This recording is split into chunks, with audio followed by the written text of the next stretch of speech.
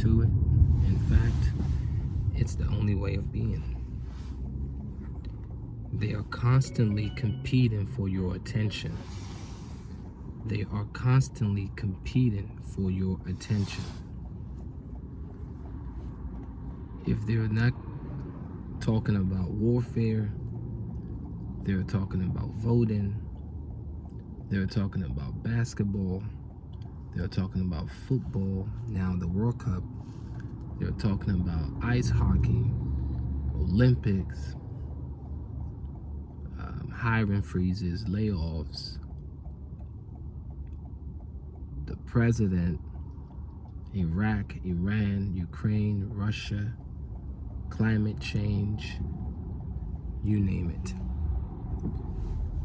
And I'm not saying some of these topics are not important, but they are also distractive. We have a tendency to believe what we watch on television.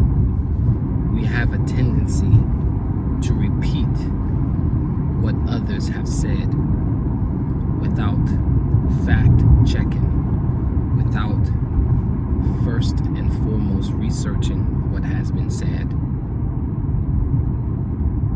And I'm guilty of this sometimes. And that's why now I'm beginning to reassess everything that I listen to or I've heard. And instead of just regurgitating what someone else has said, I will say according to this person, that person, whomever. Because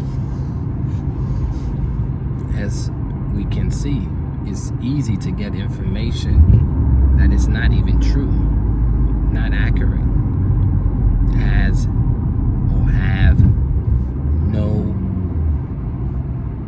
positive, informative bearing to what you need to be worried or concerned about. But these things are done by design. They're done by design because if I can keep you occupied, if I can keep you mesmerized, if I can keep you on your toes, or you're always on the go, you never have time to sit down and reassess your life or to think. Because when you are not thinking, you are always on automation. And that's what they do.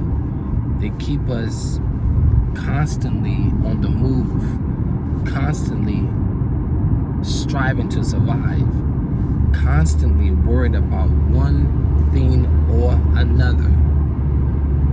And it has caused us to have depression, frustration, heartache, high blood pressure. We are diseased. And that's why I'm advocating that we go back into nature, because nature is the way, the truth, and the life. And these cagey, convenient societies that are being created every single day, we're going to have to come out of them, because they are polluting their environment. And these fast foods that we're eating out here is killing us.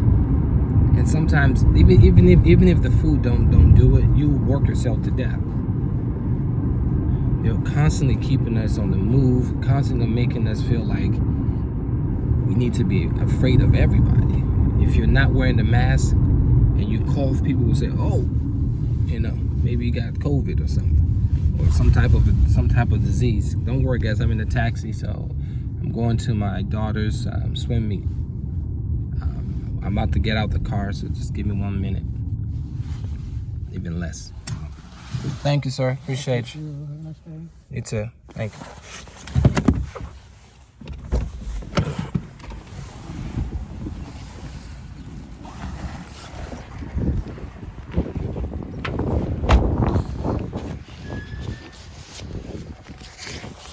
Yeah, sorry about that.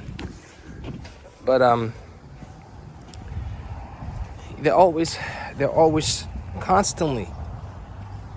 they're constantly trying to get your attention,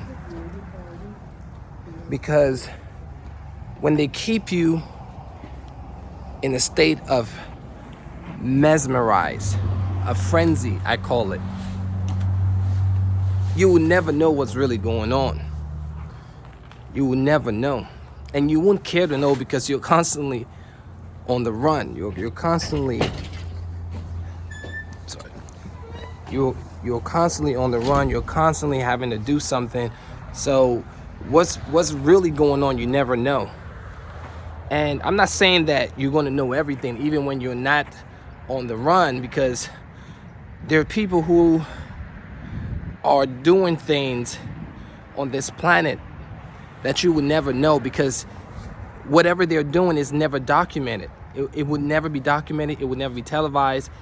It would never come to the public eyes because they have an agenda. But I'm telling you, when you watch television dumbs you down. But now they have social media, which is another medium to keep you brainwashed and dumbed down.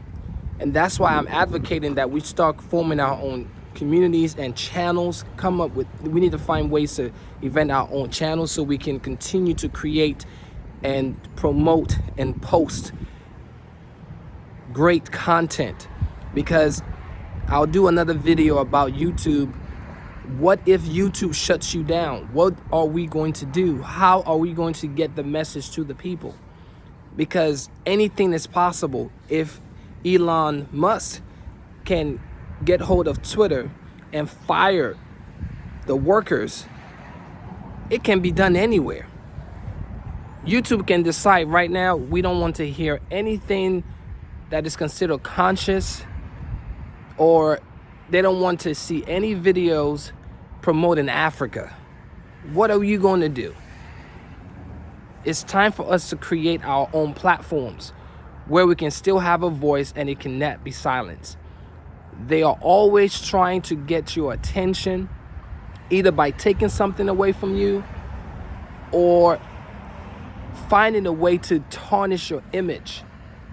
And that's why I'm telling you, I'm telling myself, I'm telling every one of us who are conscious and want to see Africa great again and want to promote the positiveness of Africa, we need to create our own platforms. We need to start doing that, forming partnerships, and those who are knowledgeable to create systems, we need to partner with those people so we can continue to promote what we want to see and how we want to move and how we want to govern ourselves.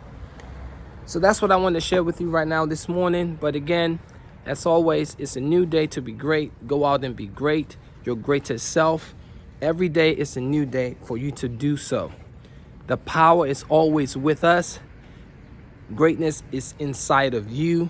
Have no fear. Let love guide you. Until next time, I'm sending you love, positive energy, power, justice, success, patience, balance, order, and resilience. That's what I'm sending you, because I see greatness in you. Greatness in you, greatness in you. Go out and be great and make the world a better place. Peace.